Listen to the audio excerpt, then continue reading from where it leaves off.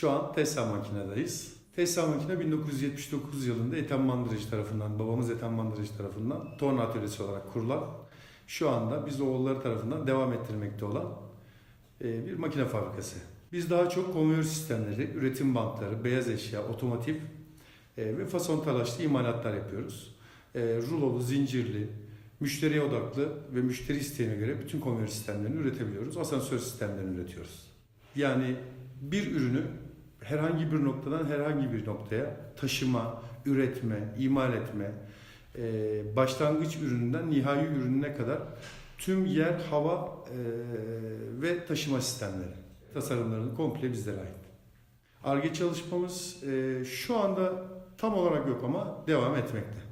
İhracat yapıyoruz. Rusya, Romanya, Uzak Doğu ülkelerine ihracatımız mevcut. Sektörde genel bir rekabet zaten var. Ama ve lakin biraz daha Eskişehir'imizde bunların yapılabildiğini bilinmemesi konusunda biraz zorluklar yaşamaktayız. Bizim en önemli özelliğimiz babamız ustamız, ustamız da babamız. Uzun vadede konveyör sektöründe, özellikle konveyör imalatlarında markalaşmış firma haline gelmek, teknolojinin gerektirdikleri bütün gereksinimleri de sağlayarak sektörümüzde öncü bir firma haline gelmeyi hedefliyoruz.